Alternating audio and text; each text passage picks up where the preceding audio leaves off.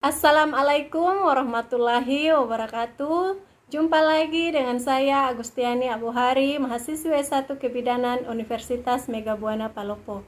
Pada kesempatan ini saya akan mencoba menjelaskan tentang penilaian kualitas pelayanan kesehatan. Pelayanan kesehatan merupakan salah satu hak mendasar masyarakat yang penyediaannya wajib diselenggarakan oleh pemerintah. Sebagaimana telah diamanatkan dalam Undang-Undang Dasar 1945, Pasal 28H ayat 1 berbunyi, setiap orang berhak hidup sejahtera lahir dan batin, bertempat tinggal dan mendapatkan lingkungan hidup yang baik dan sehat serta berhak memperoleh pelayanan kesehatan. Pemenuhan pelayanan kesehatan merupakan hak setiap orang yang dijamin secara konstitusional. Hal ini merupakan tujuan bangsa Indonesia, yaitu untuk melindungi segenap bangsa Indonesia dan seluruh tumpah darah Indonesia.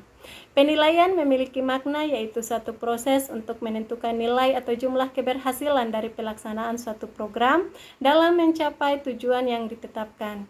Untuk dapat melakukan penilaian, perlu memahami standar serta indikator yang digunakan, yakni standar dan indikator yang merujuk pada mutu pelayanan kesehatan. Penilaian dapat ditemukan pada setiap tahap pelaksanaan program, dan secara umum penilaian dapat dibedakan atas 3 jenis. Yang pertama yaitu penilaian pada tahap awal program, penilaian yang dilakukan pada saat merencanakan suatu program atau formative evaluation. Tujuan utamanya adalah untuk meyakinkan bahwa rencana yang disusun benar-benar telah sesuai dengan masalah yang ditemukan. Yang kedua yaitu penilaian terhadap pelaksanaan program, yaitu penilaian pada saat program sedang dilaksanakan atau promotive evaluation. Tujuan utamanya adalah untuk mengukur apakah program yang sedang dilaksanakan telah sesuai dengan rencana atau tidak. Yang ketiga yaitu penilaian pada akhir pelaksanaan program, yaitu penilaian pada saat program telah dilaksanakan atau summative evaluation. Tujuan utamanya secara umum dapat dibedakan atas 2, yakni untuk mengukur keluaran, output, serta untuk mengukur dampak atau impact yang dihasilkan. Ruang lingkup penilaian secara sederhana dapat dibedakan atas 4 kelompok sebagai berikut. Penilaian terhadap masukan, yaitu penilaian yang menyangkut pemanfaatan sebagai sumber daya, baik sumber dana, tenaga, ataupun sumber sarana. Kedua, penilaian terhadap proses, yaitu penilaian yang dititik beratkan pada pelaksanaan program, apakah sesuai dengan rencana yang ditetapkan atau tidak. Proses yang dimaksud mencakup semua tahap administrasi, mulai dari tahap perencanaan, pengorganisasian, dan pelaksanaan program. Ketiga yaitu penilaian terhadap keluaran, merupakan penilaian terhadap hasil yang dicapai dari dilaksanakannya suatu program. Keempat yaitu penilaian terhadap dampak, yaitu penilaian yang mencakup pengaruh yang ditimbulkan dari dilaksanakannya suatu program.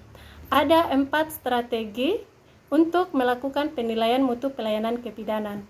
Yang pertama yaitu teknik observasi. Observasi merupakan teknik pengumpulan data untuk menilai dengan menggunakan indera, tidak hanya dengan mata saja, tetapi dengan mendengarkan, mencium, mengecap, meraba, juga termasuk dalam bentuk observasi. Kemudian yang kedua yaitu teknik wawancara. Wawancara adalah suatu proses atau metode yang digunakan untuk mengumpulkan data di mana penilaian mendapatkan keterangan secara lisan dari seseorang sasaran penelitian. Data diperoleh langsung dari orang yang dinilai melalui suatu pertemuan atau percakapan. Yang ketiga yaitu teknik dokumentasi. Dokumentasi adalah suatu sistem pencatatan dan pelaporan informasi tentang kondisi dan perkembangan kesehatan pasien dan semua kegiatan yang dilakukan oleh petugas kesehatan. Baiklah, kita sudah membahas banyak tentang penilaian kualitas pelayanan kesehatan. Ada quotes yang relate dengan materi hari ini, itu untuk memberikan pelayanan yang nyata, Anda harus menambahkan sesuatu yang tidak dapat dibeli atau diukur dengan uang, yaitu ketulusan dan integritas. Sekian, saya Agustiani Abuhari. Sampai jumpa di kesempatan berikutnya. Wassalamualaikum warahmatullahi wabarakatuh.